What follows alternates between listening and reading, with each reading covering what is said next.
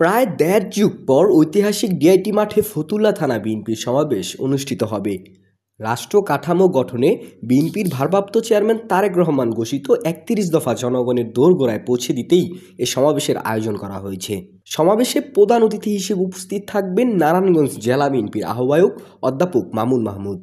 ফতুল্লা থানা বিএনপির সভাপতি শহীদুল ইসলাম টিটুর সভাপতিত্বে ও সাংগঠনিক সম্পাদক রিয়াদ মোহাম্মদ চৌধুরীর সঞ্চালনায় অনুষ্ঠিতব্য এ সমাবেশে বিশেষ অতিথি হিসেবে উপস্থিত থাকবেন জেলা বিএনপির প্রথম যুগ্ম আহ্বায়ক মুস্তাফিজুর রহমান ভূঁইয়া দীপু ও জেলা বিএনপির যুগ্ম আহ্বায়ক মাসুকুল ইসলাম রাজীব।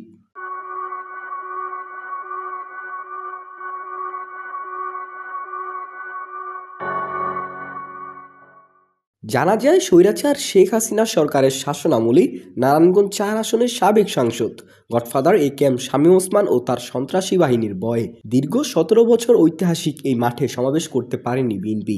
সর্বশেষ ২০০৮ সালে ডিআইটি মাঠে বিএনপির সমাবেশ হয়েছিল। সে সমাবেশে প্রধান অতিথি হিসেবে উপস্থিত ছিলেন বিএনপির চেয়ারপারসন বেগম খালেদা জিয়া। সেটি ছিল নির্বাচনী জনসভা।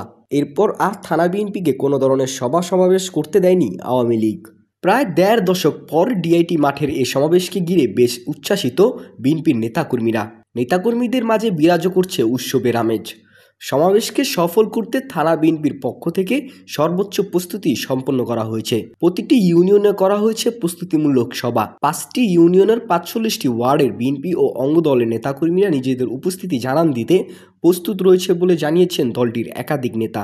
সমাবেশকে কেন্দ্র করে গত ৩ দিন ধরেই ফতুল্লা ঐতিহাসিক এ মাঠে চলছে মঞ্চ তৈরির কাজ।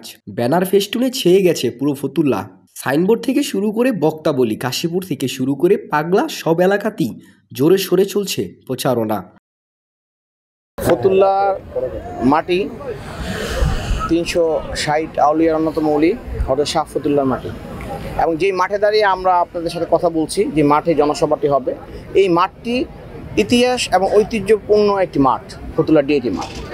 আমরা ফতুল্লা থানা বিএনপি অঙ্গ সংগঠনের পক্ষ থেকে ৩১ দফা বাস্তবায়ন এবং জনসম্পৃক্ততার লক্ষ্যে আমরা যে জনসমাবেশের ডাক দিয়েছি, সেই জনসমাবেশের মাধ্যমে আমরা একটা জিনিস উপলব্ধি করতে পেরেছি যে আমরা দীর্ঘ ১৭ বৎসর আন্দোলন সংগ্রাম করে নেতাকর্মীরা এখনও কেউ ক্লান্ত হয়নি, এখনও কেউ নিস্তেজ হয়ে যায়নি, বরঞ্চ আন্দোলন সংগ্রামের ১৭ বৎসরের যে তাদের অর্জন, সে অর্জনকে কাজে লাগিয়ে আমরা এই জনসভাকে ডাক দিয়ে দেখতে পেরেছি প্রতিটি ওয়ার্ডে, ইউনিয়নে, অত্যন্ত গ্রামগুলোতে এই ফতুল্লা থানা অন্তর্গত সকলে উজ্জীবিত, এতটাই উজ্জীবিত যে একটা উৎসব মুখর পরিবেশে আমাদের এই জনসভাকে সফল করার লক্ষ্যে সবাই তার নিজ নিজ দায়িত্ব থেকে, আমরা এরকমও খবর পাচ্ছি বা দেখতে পাচ্ছি যে পঞ্চায়েতের মুরব্বীরাও বিভিন্ন এলাকাতে, কুতুবপুরে, ফতুল্লাতে, বক্তবলিতে, কাশীপুরে, এনায়েতনগরে তারা নিজেরা, পঞ্চায়েতের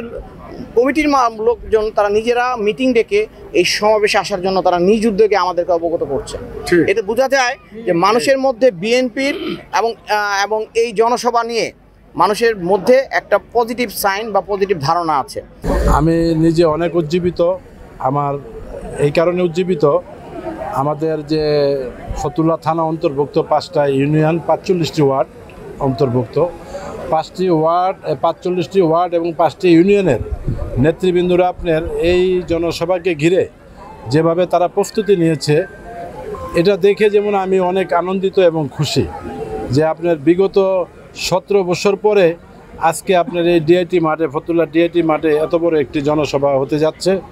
আমার মনে হয় যে এই জনসভাটি আপনার কেন্দ্রীয় বড় বড় নেতৃবৃন্দর উপস্থিতিতে হলে হয়তো বা এটা আরও আপনার মানে যেইভাবে মানে যে হচ্ছে আর কি, এটা কেন্দ্রীয় নেতৃবৃন্দের উপস্থিতি হলে এটা সম্পূর্ণ হতো। তারপরে আমরা আমরা জেলা বিএনপির নেতৃবৃন্দ দিয়ে আমরা এই ৩১ দফা বাস্তবায়নের লক্ষ্যে আমরা ৩১ দফা, আপনারা জানেন আমাদের নেতা জনাব তারেক রহমান দিয়েছেন, এটা আপনার ২০১৩ সালের জুলাই মাসে ঘোষণা করেছেন। এই ৩১ দফা হলো এই দেশের মানুষের জন্য, প্রতিটি ১ থেকে ৩১ পর্যন্ত প্রতিটি দফায় হলো মানুষের উন্নয়নের জন্য, মানুষের ভাগ্য উন্নয়নের জন্য, গণতন্ত্র প্রতিষ্ঠিত করার লক্ষ্যে এই দেশকে আপনি কীভাবে অগ্রসর করে নেওয়া যায় সেই লক্ষ্যেই ৩১ দফা দিয়েছেন। তার এই বাস্তবতা করার জন্য আমরা আপনার এই জনসভা দিয়েছি। ইনশাল্লাহ আশা করি আল্লাহর রহমতে আপনারা দেখবেন আগামীকালকে এখানে আমরা জনসভা দিয়েছি, আমার মনে হয় যে এটা জনসমুদ্রে আপনি পরিণত হবে ইনশাল্লাহ।